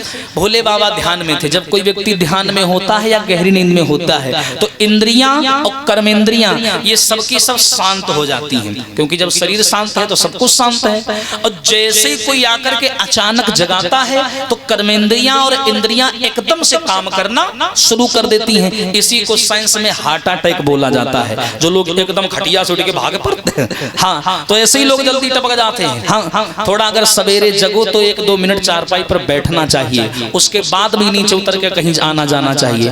तो जैसे इसने 5 बाण मारे वो जाकर के सीने में लगे तो एकदम से दोनों नेत्र खुले, और जैसे ही खुले तो साथ ही साथ वो तीसरा नेत्र, हाँ, जब तो गोला बारूद नहीं करा था, हाँ, वो तीसरा वाला भी नेत्र खुल गया। और जैसे ही नेत्र खुला उसमें से निकली आग और सामने खड़ो कामदेव भुट्टा है सो जरन लगो, हाँ, बरन लगो। और सामने खड़ा कामदेव जल करके भस्म हो गया। अब जितने देवता देखते बोले भागो रे टुकरा जागो, हाँ, सब बेचारे चले आए। अब कामदेव तो मर गया। जितने देवता आते उस समय तो बड़ाई कर रहे थे कि तुम जाओ, हम हैं तुम्हारे संग है। और जब मरेगा एक नहीं दिखाई पड़े, किला जरो बरो धरो उठाए लाए, कोई नहीं आया। जल करके कामदेव नष्ट हो गया। लेकिन कामदेव की पत्नी रति वहां पर आ गई। रोते रोते आई भोले बाबा के सामने, झोली फैला करके रोने लगी, बाबा के छीन सिंदूर मेरा लिया है और कुछ भी सोचा बिचारा नहीं है।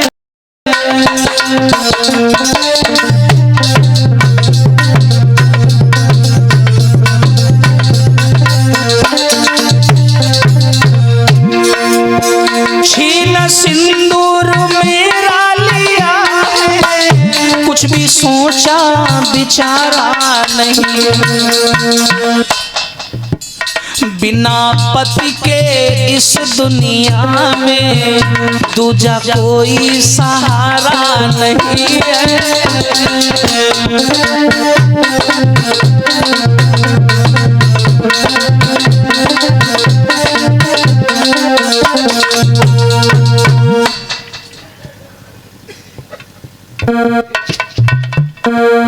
जैसे उसने रो करके जवाब दिया, बाबा आपने भरी जवानी में हमें विधवा बना दिया, ये आपने अच्छा नहीं किया। इन देवताओं के कहने पर मेरा पति आपके पास में आया था। हाँ, जिया बिन देह और नदी बिन वारी और तैसी नाथ पुरुष बिन नारी। बिना पति के नारी का जीवन जीवन नहीं होता है। अब तुम ही बताओ, आपने सही किया या अच्छा किया? भोले बाबा बोले, रतीश में मेरा कोई दोष नहीं है। तुम्हारा पति स्वयं चल करके यहाँ आया था और उसने आकर के मेरा अपमान किया और उसी अपमान के बदले वो मारा गया। तो रति बोली, क्या करूं, मैं ऐसी चली जाऊं, ऐसी जिंदगी जियो जाकर? भोले बाबा बोले, ना, मैं कलंक नहीं लेना चाहता। जब कोई अपना अपने से जुदा होता है तो मुझे मालूम है कैसी पीड़ा होती है। यही पीड़ा तब हुई थी जब सती हमारी हमसे दूर हो गई थी।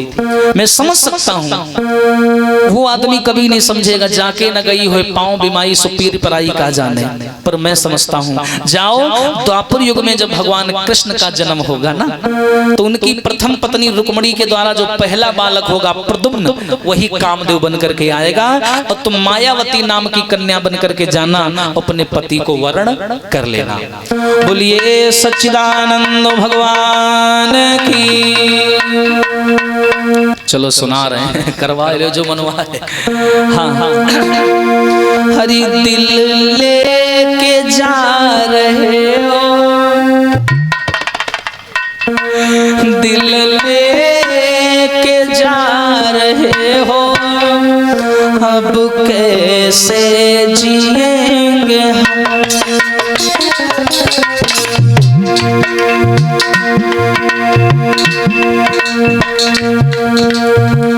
कह भैया जा किनकी बहू हेराए गई, ले जाओ पाई। हरी दिल लेके जा रहे हो, अब कैसे जिएंगे हम।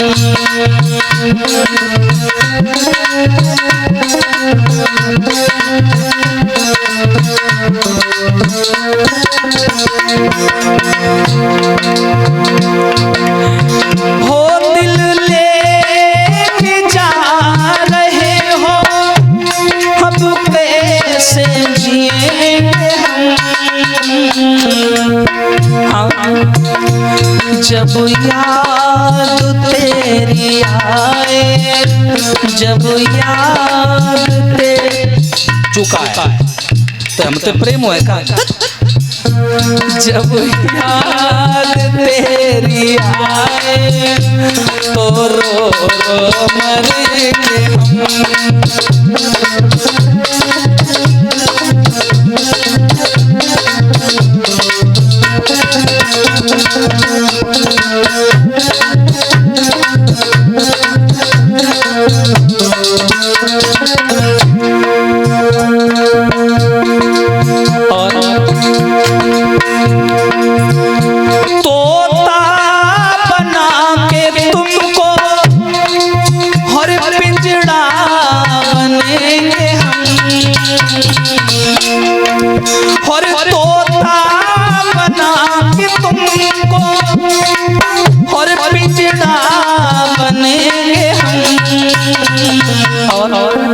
हरी पिंजड़े में बंद करके,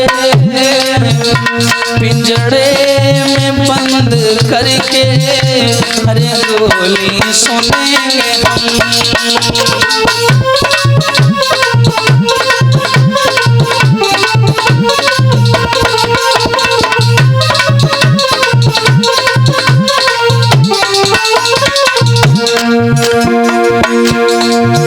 दिल लेके जा रहे हो, अब कैसे जिएंगे हम।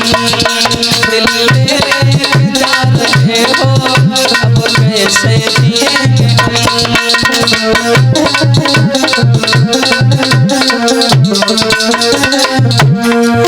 दिल लेके जा रहे हो, अब कैसे जिएंगे हम। जब याद तेरी आए, घूंघट मान लेने को डराए और जाए। जब याद तेरी आए तो रो रो मरेंगे हम।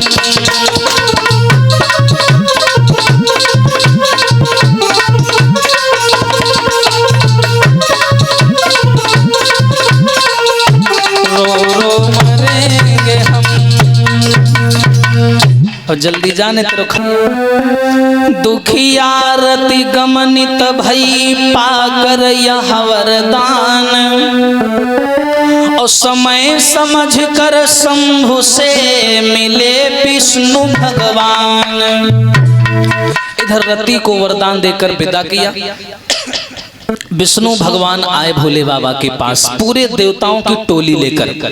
क्यों भोले बाबा को याद करके विष्णु बोले जल्दी चलो भैया, नहीं तो भोले बाबा फिर आंख बंद करके बैठ गए तो इतने आदमी कहाँ हैं जो बार बार भेजेंगे। हाँ जल्दी चलो।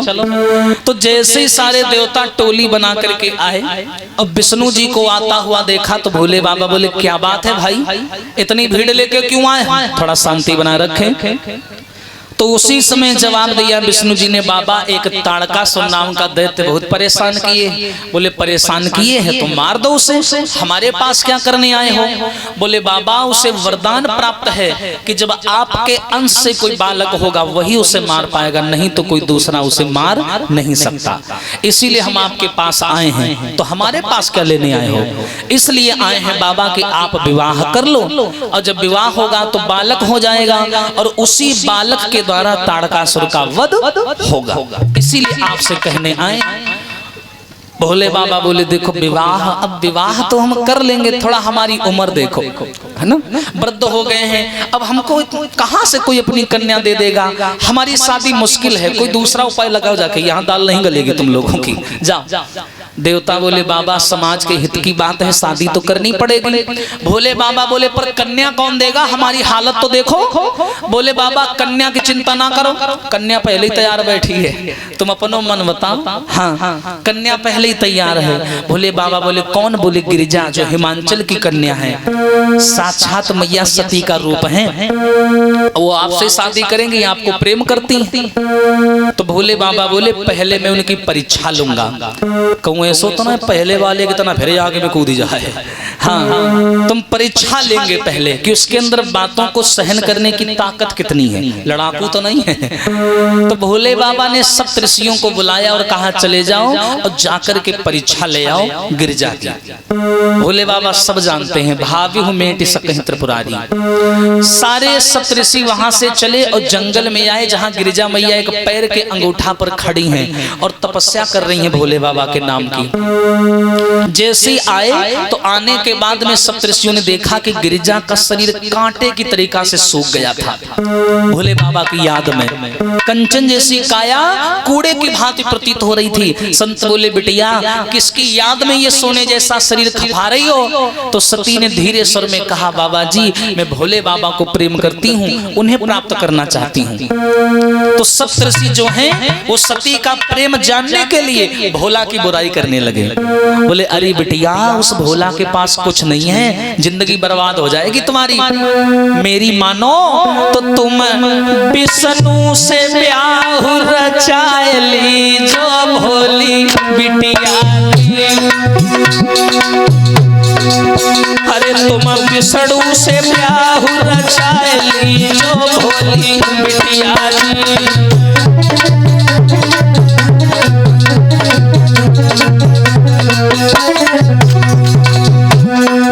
भोला भोला अरे क्या है उसके पास? ना तो रहने को घर, ना खाने को भोजन, ना पहनने को सुंदर वस्त्र, ना रिश्तेदार, ना माता को पता, ना अम्मा को पता, ना बप्पा को पता, ना पूरे माँ खानदान को पता। बिना आधार कार्ड को आदमी बाके संग ब्याह करे हो, छोड़ो विष्णु जी से करो। अब विष्णु जी को जानती हो, हरि बाके घर में भरो खजाना, कुबेर के भंडार हैं नारायण जी के यहाँ। हरि खर्चा करियो तुम मन माना, बाबोला को ठुकराए दी जो भोली बिटिया। तुम विष्णु से ब्याह रचाए ली जो भोली बिटिया।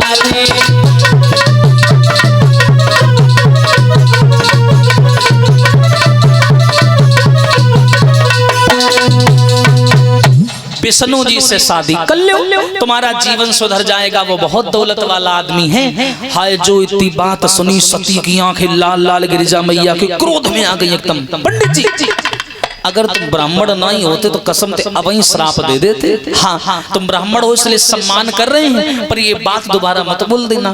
मैं जिस व्यक्ति को पाने के लिए बरसों से तपस्या कर रही हूँ, अपना शरीर खपा रही हूँ, और तुम आए और एक बात बोल के जा रहे हैं, ऐसे काम नहीं चलेगा, गलत बात है। हाँ ऐसे काम नहीं चलेगा, ऐसा नहीं करना चाहिए आपको। मैं भोले बाबा जी को सच्चा प्रेम करती हूँ और उन्हीं को पाके रहूंगी। हाय जैसे इतना कहा संत पैरों में गिर गए, बोले मैया माफ कर देना, हम तो भोला के कहने पर ही तुम्हारी परीक्षा लेने आए थे। तुरंत आकाशवाणी हुई कि बिटिया तुम अपने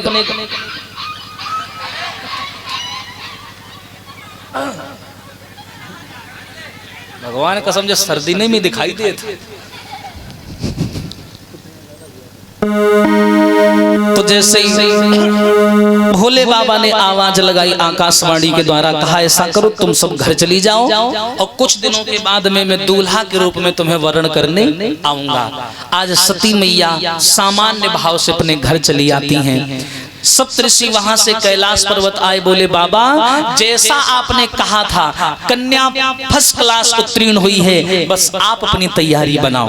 हाँ बेटी तैयार है, सहन शक्ति है, बस एक चीज है कि वो आपकी बुराई नहीं सुन पाती बस। भोले बाबा बोले तो पहले जैसी है फिर। हाँ बहू नहीं सुन पाती, जो मेरी बुराई नहीं सह पाता, कोई बात नहीं देखेंगे।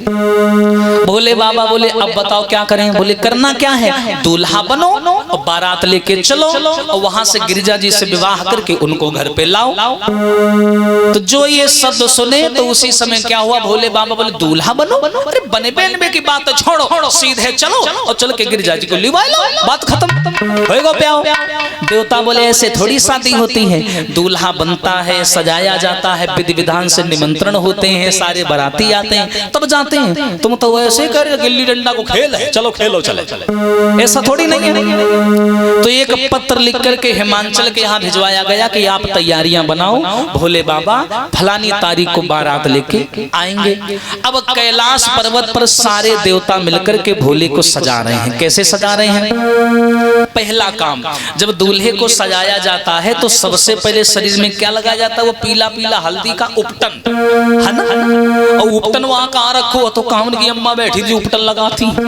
लेकिन भोले बाबा ने क्या किया, हल्दी चढ़वाने के बदले और तन भस्म रमाई भोला ने।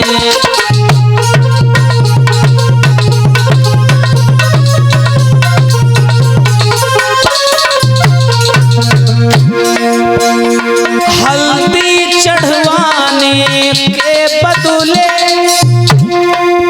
और तन भस्म रमाई भोला ने।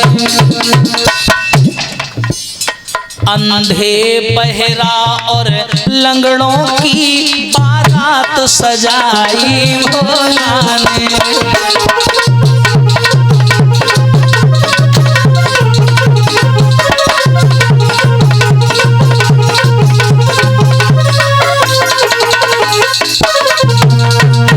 अब देखो दूल्हा के शरीर में पहली चीज लगाई जाती है उपटन। तो विष्णु जी ने कहा ऐसा करो बाबा थोड़े रुपया दो, हल्दी ले आए तुम्हारे लगाए, तुम दूल्हा बन रहे हो। भोले बाबा बोले जार खाए को रुपया नहीं, तुम हल्दी को रुपया मांग रहे, हमारे पास कुछ नहीं है, ले चलना हो ले चलो, नहीं तो हमें अपना काम करने दो। विष्णु जी कान लगे और डोकरा है कंजूस माने ना है। भोले बाबा बोले हल्दी क्या होती है? अब रुको, मुर्दों की राख पड़ी थी, मुर्दा नहीं जलाए जाता है, तो मुर्दों की राख पड़ी थी। भोले बाबा ने वही राख उठाई और पूरे शरीर में लग दो उपटन। नो साइड इफेक्ट, न दाना नहीं कर ना फोड़ा ना फुंसी, चलो लग गो उपटन। अब बताओ, बोले ले उपटन नहीं तो मुर्दा की राख लगाए ले। बोले और का? अब बताओ और का चाहिए? विष्णु जी बोले हाँ, दूल्हा के सिर पे मोर रखा जाता है, तो मोर मंगवाओ। मोर और छोड़ो, एक बेचारा काला नाग बैठा था। हाँ, भोले बाबा ने पकड़ो उठाओ माथे में बांध लो और फन मार के ऊपर बैठ गो। भोले बाबा बोले देसी मोर सबसे बढ़िया, ना टूटबे को डर ना फाटबे को डर, नेक ढीलो पूंछ पकड़ कस ले। और का देसी काम सबसे बढ़िया। बोले कंगन, तो नेक सांप के छोटे छोटे बच्चा आते बेचारे खेल रहे थे आपस में। बाबा ने ऐसे पकड़े सांप, एक हिन लपेटो एक हिन लपेटो एक हिन लपेटो, सब शरीर में सांप ही सांप, सांप ही सांप। हाँ, एक कमर में बांध लिया। विष्णु जी बोले तो बढ़िया होएगा ब्याह। हाँ, विष्णु जी ने एक बात कह दी, क्या? अरे मेरी समझ और कछु नहीं आता और बर लायक नहीं लगती बराता, पर लायक नहीं लगती बराता। और भोले बाबा का श्रृंगार हो रहा है कैसे? शिव ही शंभुगन करहि श्रृंगारा, जटा जूट अहि मोर संभारा। हो कुंडल कंकन पहिरे प्याला और तन विभूति पटके हरि छाला। ये भोले बाबा ने श्रृंगार किया और जब श्रृंगार किया और सिर पर सांपों के इतने मोर पहने कि जो सांप की पूंछ नहीं होती है, जब दूल्हा आजकल मोर पहनता है तो लड़ियां लटका करती हैं, लड़ियां, तो लड़ियां ना पूंछ लटक रही थी, पूंछ कम से 25-30 नाग बांधे थे माथे में, सबकी पूंछें लटक रही थी लाइन से। तो बेचारी देवियों को निमंत्रण मिला, सब देवियां बढ़िया पुट्टी उट्टी करवाए के गालन में आई सवरी, और जैसे आई तो सब देवियां बोली ऐसो करो, भोले बाबा को मुंह दिखाओ, हम देखें कैसे लग रहे। और भोले बाबा सांप लटक रहे थे, और जैसे ही भोले बाबा ने ऐसी पूंछे हटाई, हिले देविया कहा आज दूल्हा है, जो दूल्हा है। हाँ, सब देवियां बोली हम नहीं जाएंगे इनके साथ में, कितनी बेइज्जती होगी। देखो अरे आज शादी थी, कम से कम दांत तो साफ कर लेते, खाए खाए के भांग धतूरा सब कंडा जैसे कर ले। हाँ, आज तो साफ कर लेते कम से कम। लेकिन भोले बाबा को बुराई और सम्मान की कोई अपेक्षा नहीं है, तुम कछु बोलो उनको फर्क नहीं पड़ता। हाँ, तो विष्णु जी बोले बर लायक नहीं लगत बराता, बोले बर के लायक बारात नहीं है। एक काम करो, जितने देवी देवता हैं सब आगे चलो, ठीक है, सब लोग अपनी अलग टोली बना लो, सब आगे चलो, और भोले बाबा अपनी टोली के साथ में आएंगे, क्योंकि हम लोग सुंदर हैं, अच्छे हैं, है ना, अच्छे लग रहे हैं। और ये देख नाक ना है, मुंह ना है, कान ना है, काऊ के कान इतने बड़े बड़े के बिछाए के पर रहा हो, हाँ, इतने बड़े बड़े कान। तो विष्णु जी बोले ये सब हमारे लोगों से मैच नहीं हो रहे हैं, हम लोग अच्छे लोग आगे चलो, खराब पीछे चलो। विष्णु जी अच्छी वाली टोली लेके चले गए, नंदी वहीं खड़ा था, बोला बाबा सब गए, अब हम तुम कैसे चलोगे। भोले बाबा बोले जान दो, उनकी टोली अलग है, हमारी तुम्हारी टोली अलग है, हम अपनी टोली बुलाएंगे। तो नंदी बोला कौन टोली, बोले भूत प्रेत। तो नंदी बोला बाबा उनको तो हमने कार्ड भी नहीं दिया। भोले बाबा बोले भूत प्रेतों को कहीं कार्ड दिया जाता है? भैया आप लोग कभी कार्ड देते हो? सबसे पहले शादी विवाह होता है तो सबसे पहले निमंत्रण किसको दिया जाता है? गणेश जी को। प्रथम निमंत्रण आपको श्री गणपति महाराज, है ना, लिखते हो कार्ड में सबसे ऊपर। तो भोले बाबा बोले कहीं भूतों को कार्ड दिया जाता है? अब वहीं देखो हम कैसे बुला था, निकाला डमरू और बजाया और तेजी से जयकार लगाया, हर हर महादेव। और जो भोले बाबा हर हर महादेव चिल्लाए, भैया वे निकल के आने लगे। हाँ, भूत भूतनी, डाक डाकनी, पिशाच पिशाचनी, प्रेत प्रेतनी, बघर्रा बाघ बाघनी, हाँ, जे सब भूत प्रेत निकल करके आने लगे, हर हर महादेव के जयकारे लगने लगे वहां पर। अब विचार करो, ये अगर आप लोग ढंग से शिव महापुराण पढ़ लो और भोले बाबा की बारात सुन लो, तुम्हारे हाथ पांव कांप जाएंगे, कैसी गई हुई है बारात। हाँ, बताते ही इतनी दूर दूर से भूत आए थे, और पता है अमेरिका से कम 2000 भूत आए थे इनकी बारात में। How are you my dear, कैसे हो? अमेरिका से। अब भैया उस समय देखो, उसमें शिव महापुराण में ऐसा वर्णन आता है कि पूर्व से आए, पश्चिम से आए, है ना, तब तो ये सब देश नहीं थे, तो इनको आज मैं जोड़ रहा हूँ। और ऐसा नहीं, वो भी आए थे वेस्ट इंडीज से, काले काले वाले भूत। हाँ, बड़ी दूर दूर से भूत आए थे, कुछ वहां से हरियाणा से भी आए थे। साढ़े नाल रहोगे तो ऐसा करोगे, इतनी दूर दूर से भूत आए, इतनी बिकट बारात, और लेकर के बारात भोले बाबा शादी करने को चले। बोलिए शंकर भगवान की। अच्छा देखो, अब सारी बारात सही हो गई, अब बारी आई वाहन की कि बैठ के किस पे जाओगे। तो नंदी बोला हम काम मर गए, मेरे ऊपर बैठ के चलो। और कहा, भोले बाबा बोले ना, भागवत में बैल को धर्म का दर्जा दिया गया है। वो परीक्षित वाली गाय बैल वाली कहानी सुनी होगी, भागवत में बैल को धर्म का दर्जा दिया गया। भोले बाबा बोले हम तुम्हारे ऊपर नहीं बैठेंगे। तो नंदी रोने लगा, बोला जीवन में पहली बार सेवा करने का मौका मिला और तुम मना कर रहे हो। ऐसा करो बाबा, सीधे ना बैठो तो उल्टे बैठ जाओ, और उल्टा बैठ जाओ। भोले बाबा बोले हाँ जा, बात सही है। तो भोले बाबा बैल के ऊपर उल्टा बैठ गए, पूंछ की ओर मुंह कर लिया, मुंह की ओर पीठ कर ली। हाँ, और चली बारात कैसे, अरे चली गई भोला की बारात, और माँ के जयकारा रहे लगा।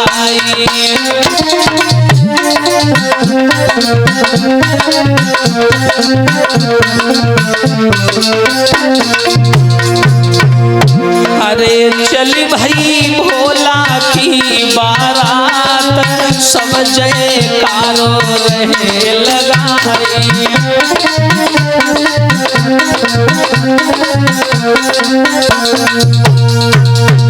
और चली भोले बाबा की बारात। अब बारात है कैसी? कुछ अंधे, कुछ बहरे, कुछ लंगड़े।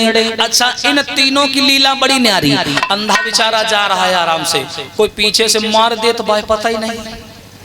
अब वो चिल्लाए, मारना नहीं बता रहा, अब उसको पता ही नहीं किन्ने मारो। और जो बेचारो बहिरा, भाई तुम कितनी गाड़ी दे, वो खींचे न पूरत जा रहा हो, भाई मतलब ही नहीं, तुम कचू का वो अपनी मस्ती में। हाँ, कुछ रुंड बिना, कुछ मुंड बिना, किसी के खोपड़ी नहीं है, सिर ही नहीं है, रुंडे ही रुंडे हिलता हुआ जा रहा है। हाँ, किसी के कान इतने बड़े बड़े, बड़ी बड़ी आंखें, बड़ी बड़ी नाक, उल्टा सीधा पैर, नीचे आधी बारात आधी आसमान में, वे छोटी छोटी चुड़ैले आई थी, इतनी बड़ी बड़ी चुटैया लगाए। हाँ, चली बारात। और जैसे ही बारात नगर में पहुंची, कहाँ? हिमांचल के। अच्छा, भोले बाबा सुंदर सा श्रृंगार किए हैं। देवता लोगों को बुरा लगा, देवता लोग बोले कि अच्छे खासे बन के चलो ताकि लोग देखें तो उनको बुरा न लगे। तो यहाँ भोले बाबा ने एक बहुत सुंदर बात कही। जानते कौन सी बात? जो स्वार्थ, परमार्थ और प्रेम और प्यार, ये चारों चीजों से जुड़ी हुई है, चारों बिंदुओं से। कैसे? भोले बाबा बोले दुनिया जानती कि मैं भिखारी हूँ, दुनिया जानती है, मेरे ऊपर गाने भी बनते हैं। भोले बाबा बोले मेरे ऊपर पद भी लिखे जाते हैं कि मैं भिखारी हूँ, सन्यासी हूँ, अनाड़ी हूँ, सब कुछ बोलते हैं लोग। लेकिन सती जी ने हर जन्म में मेरा वर्ण किया। सती कौन है? हर बार राजाओं के घर में पैदा होती हैं, एक राजकुमारी है वो चाहे तो सुंदर से राजकुमार के साथ शादी हो सकती है उनकी, वो चाहे तो सुंदर सा लड़का उनकी जिंदगी में आ सकता है, जीवन अच्छे से बिता सकती हैं। इसके बावजूद भी कि मैं भिखारी हूँ, मेरे पास कुछ नहीं है, ना घर है ना बर है, कुछ नहीं है, और फिर भी सती मेरे पास आती है। तो इस जन्म में भी मैं यही देखना चाहता हूं, अगर सती को हमसे सच्चा प्रेम है तो मैं जैसा हूं वो हमको वैसा स्वीकार कर लेंगी। मुझे उनके लिए सजने और संवरने की आवश्यकता नहीं है।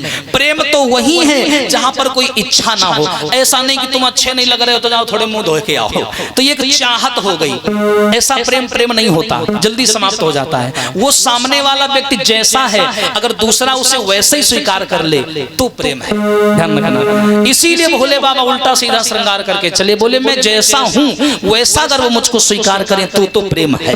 हाँ, हाँ। अब जैसे ही भोले बाबा नगर में घुसे, प्रेम का प्रंत हमने निराला देखा। प्रेम वास्तव में प्रेम होता है। और जैसे ही भोले बाबा की बारात नगर में घुसी, बोलिए शंकर भगवान की। तो श्रोताओं, जैसे ही गांव में बारात आई, तो आप लोगों ने देखा होगा जब गांव में बारात आती है तो बारात की अगवानी करने कौन आता है सबसे पहले? पता? दो लोग। कौन? या तो गांव के लली लला और या गांव के कुत्ता, यही आते हैं सबसे पहले। और जैसे ही भोले बाबा की बारात आई तो ए नेक नेक सिलरी कहे बेचारे चले बारात देखने। और जो लड़कन ने बारात देखी भगे उल्टे पांव, लात ना लगी, पूरे गांव के दरवाजा बंद, आदमी थर थर कांपने लगे।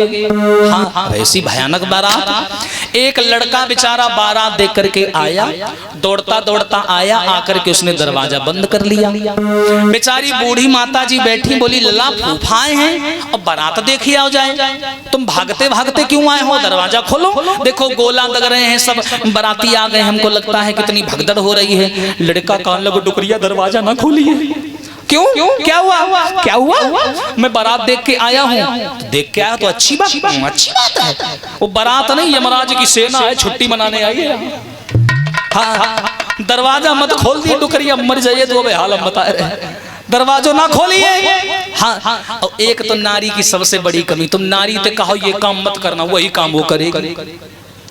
हाँ, तुम कह दो ना जाइए न मर जाइए तो तुम्हारे सामने नहीं जाएगी। जैसे तुम एक दो दिन के लिए गए कहूँ लंबे टूर पे, सोई बाबू हम चाहिए जरूर, हम देखें जाए आए का जो कहा तो कैसे आतो कि ना जाइयो। हाँ, तो एकदम से अब उनका माता जी का मन न माने, तो जैसे ही गली से बारात निकली भोले बाबा की, अब बारात का आप लोगों को सिस्टम समझा दे कि बारात में है कौन कौन। सबसे आगे बारात में है वो कौन, बीड़ा को बजाने वाले श्री देवर्षि नारद, उनके पीछे चतुर्मुखी ब्रह्मा जी, ठीक है, उनके पीछे विष्णु भगवान, उनके पीछे भूत प्रेतों की लंबी चौड़ी लाइन, और बीच में भोले बाबा, हाई फाई सिक्योरिटी होती।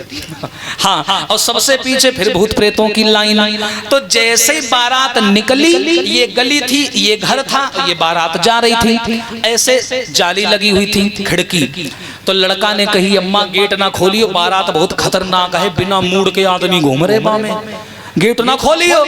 लेकिन वे मानी नहीं, बोली मैं देखिए जरूर। हाँ, तो दुकरिया ने सोचो कि गेट ना खोले, खिड़की तो देख ले। और जैसे ही दुकरिया ने खिड़की खोली, लड़का मना कर लो, खोलिए ना, बेसूत्र बीपी लो हो जाए, खोलिए ना। अब वे नहीं मानी। जैसे ही अम्मा ने खिड़की खोली, खिड़की के दूसरी तरफ वो बिना खोपड़ी वाला बाराती खड़ा था, बिना खोपड़ी वाला। और जो अम्मा ने देखी, अम्मा सीधे जमीन में गिरी, भत। हाँ, गिरी अम्मा, अम्मा के हाथ पांव कांपने लगे। लड़का कहा लगा, हमने कही थी ना खोलियो, कहाँ गई अम्मा? अम्मा गई। हाँ, ऐसी बारात पूरे गांव में भगदड़ पड़ी।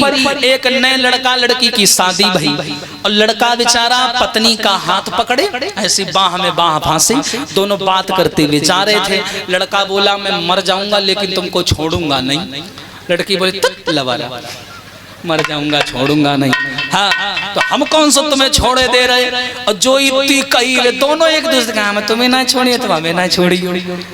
और जो ही उनने भूत प्रेतन की बारात देखी, हस्बैंड हुए भागे, बीवी हुए भागी।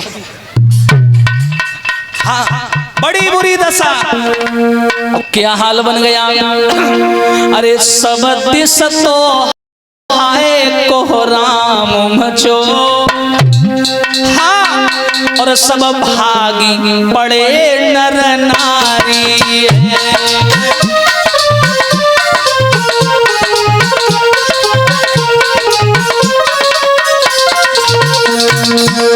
हरी सब दिशि तो कोहराम मचो, हरी भाग पड़े नर नारी है। हाँ, और सीना की धड़कन बढ़ी बैठी, जब सबने बारात निहारी है।